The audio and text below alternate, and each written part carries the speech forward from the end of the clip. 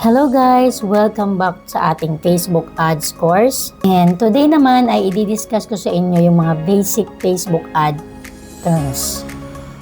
Kailangan nyo rin kasing maintindihan kung ano yung mga kadalasang terms na ginagamit pagdating sa Facebook Ads. Campaign, ito naman yung pinaka-top level. Dito mo isi-set ang goals ng ads mo like awareness, traffic, engagement, leads, apps promotion, sales, and conversions. Next level naman ay yung ad set. Dito mo isi-set up ang audience targeting, budget, schedule, at placement ng ads mo. Yung ad naman, dito natin siniset up ang mga creatives like image, video, caption, and headlines. Ito yung mga kadalasang ads creative na nakikita ng mga audience natin. CPM is cost per mille. Ibig sabihin nun, average cost natin per 1,000 views. Tandaan nyo, sa Facebook advertising, binabayaran natin ang average cost per 1,000 views or 1,000 impression. Reach naman ay yung mga number ng people na nakakita ng ads mo kahit isang beses lang. CTR, ito naman yung click-through rate. Ito yung mga dami or percentage na nagkiklik versus sa view ng ads mo. View content, ito naman yung mga number ng people na nag-click at tumingin sa product mo or sa page mo.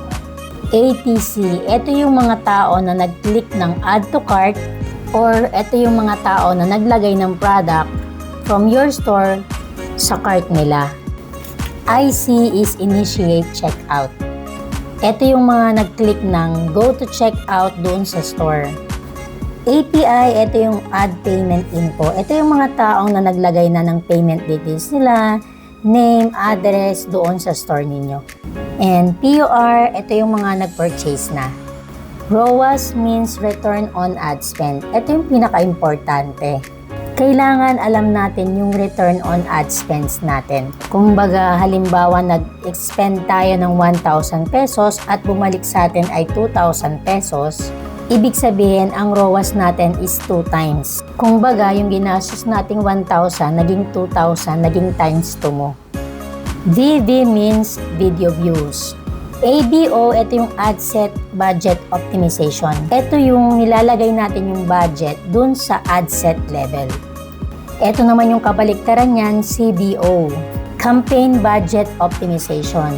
Yung budget ay sineset natin doon sa campaign level. So, yan yung mga basic Facebook ads terms na gagamitin natin while we're going through the course. So, that's it for this module and see you sa ating next module.